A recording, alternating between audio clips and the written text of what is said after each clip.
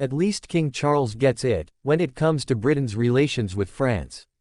Royalty is not elected to delve into political matters, but Charles's visit to France suggests a friendship we urgently need. Sometimes I see the point of a king. Imagine if it had been Boris Johnson standing under the Arc de Triomphe this week, telling the French president, Emmanuel Macron, "Donnez-moi un break." Imagine Liz Truss telling Versailles, "The jury's out," on her opinion of France. There are moments in relations between nations that require the presence of heads of state, however chosen, that are not party politicians. When one is the other, as with the US's Donald Trump or even occasionally with Macron, it can turn sour. Britain's recent relations with France have been a shambles. They have lurched from rows over fishing quotas to rows over Northern Ireland, Pacific submarine contracts, residence visas, asylum seekers and people smugglers. The result of Johnson's sabotage of Theresa May's soft Brexit was to reduce the port of Dover to chaos, and to have Macron asking if Britain was governed by circus clowns. Clearly France has much to answer for in its handling of the refugee crisis that plays out between the two countries. Walk the beach of adjacent Belgium, and you will hardly see a single boat of asylum seekers. A mile down the coast in France is mayhem, despite £63 million in UK subsidy laughably donated to the French police. This, of course, has nothing to do with the king. But it does have to do with the respect that these two countries have for each other, and whether they can share problems and find advantage in that sharing. Soft power is not powerless, not even that of a king. The deep affection Edward VII had for France played an important part in forging the Entente Cordiale, before the First World War. Britain is currently and obviously suffering the consequences of Brexit. Westminster politicians encouraged it with a childish hostility and contempt for Brussels and other European states throughout the 2016 campaign. When I heard Brexiters jeer that Europe needed Britain more than Britain needed Europe, I wondered what horror lay in store. Now we know. By 2019, Paris had overtaken London as top European destination for foreign tourists, and has stayed there. People do not like being made to feel unwelcome. Kings are not elected to delve into these matters. The issues of people smuggling and trade friction are for Macron to resolve with the British government. The same must apply to this week's Franco-German proposals for a multi-tiered EU, a possible slow road for Britain back to a more constructive relationship with Europe. These matters will ultimately depend on cooperation between French and British elected politicians in elected assemblies. Charles has no particular special insight into the realms of French policy, nor should he. He is known to have serious interests, not least for the environment and for cultural promotion. It cannot be wrong for these interests to be shared with Macron, and we assume that Macron can choose for himself whether to listen. Elected politicians do, however, listen to public opinion. Their skill supposedly lies in taking temperatures, in knowing how best to pander to the popular mood. According to YouGov, following Brexit, the percentage of French people taking an unfavorable view of the British surged from 33% to 42%. The British view of the French moved likewise. On the other hand, the French have always had a soft spot for British royalty. According to Le Figaro, 71% of the French public are in favor of the British monarchy. 7 million watched the Queen's funeral on French television channels, with a 66% audience market share. This cannot be of no account.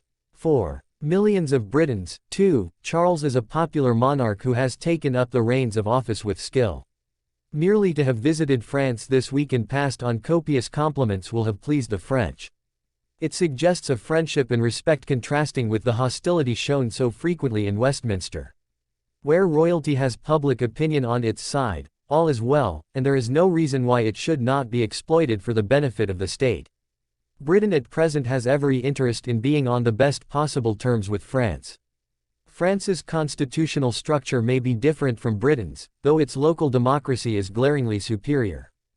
Given the shambles that is now British local government, there is hardly a town I would not swap for one governed and planned in France.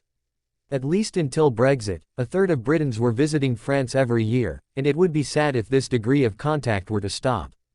The next decade for Britain could involve a bumpy road back to a more collaborative relationship with its continental neighbors. On that road, it will need France by its side. That means being nice to the French.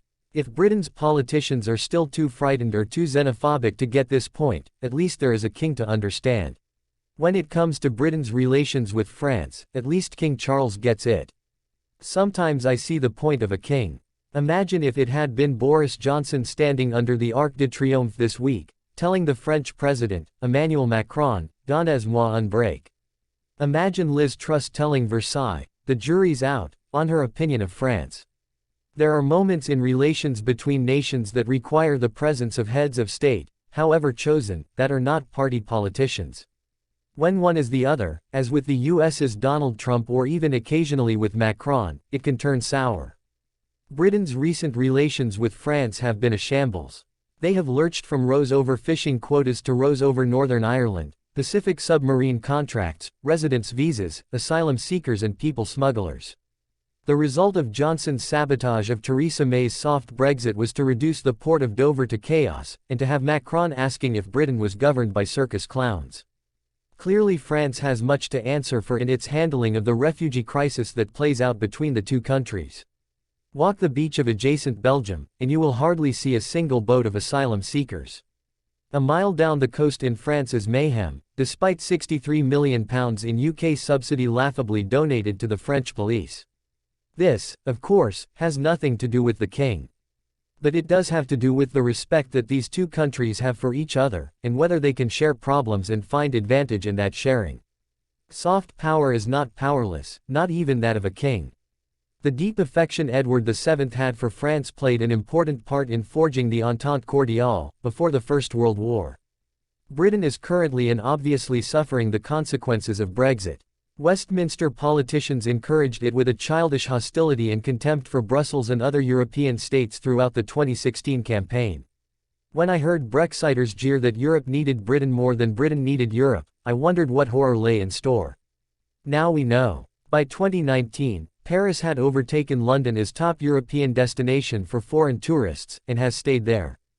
People do not like being made to feel unwelcome. Kings are not elected to delve into these matters. The issues of people smuggling and trade friction are for Macron to resolve with the British government.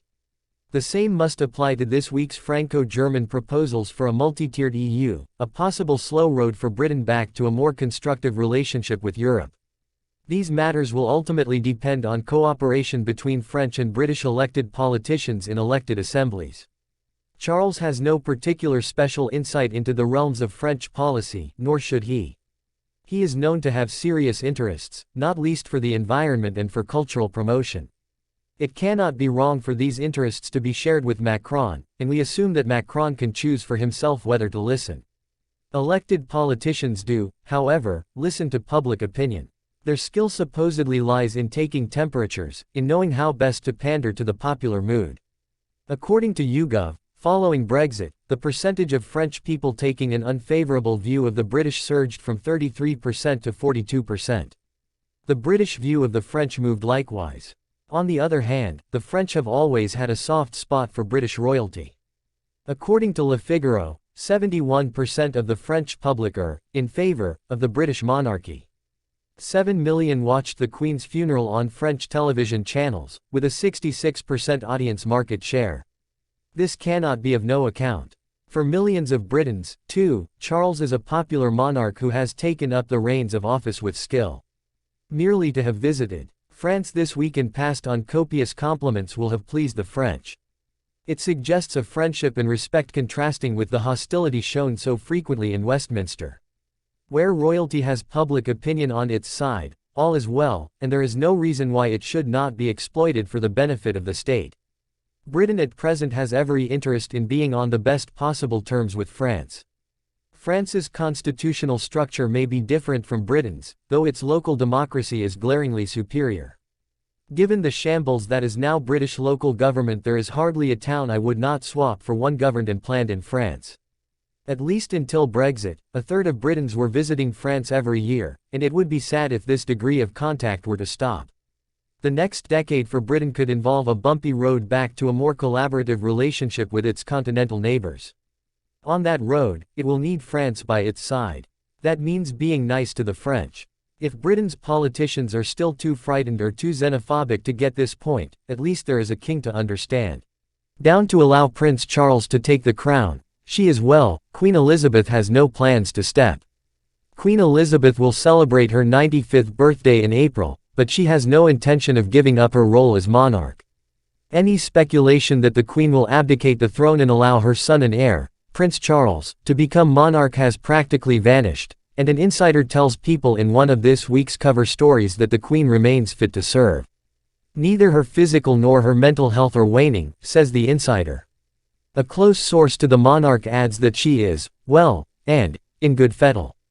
In fact, Queen Elizabeth continues horseback riding, although she has switched from horses to felt ponies, as they are a little closer to the ground, her head groom Terry Pendry previously shared. While Queen Elizabeth has continued to work amid the coronavirus pandemic through video meetings and small-scale engagements from Windsor Castle, the insider says, in her twilight years, I'm sure it is quite lovely not to have the pressure of a full calendar of public events. The close source adds, it is possible this is the only slight rest she's ever had in her whole life. Claims that Queen Elizabeth intended to step down and make way for Prince Charles to become king circulated after the release of the biography of the Prince of Wales by Robert Jobson in fall 2018. In Charles at 70, he wrote that it was likely the Queen turning 95 will trigger a period of regency, in which she will grant her eldest son the full power to reign. Jobson wrote, a regent is a person appointed to rule because the monarch is unable. One senior aide told me that the Queen has given the matter of her passing years considerable thought and believes that, if she is still alive at 95, she will consider passing the reign to Charles, Jobson continued.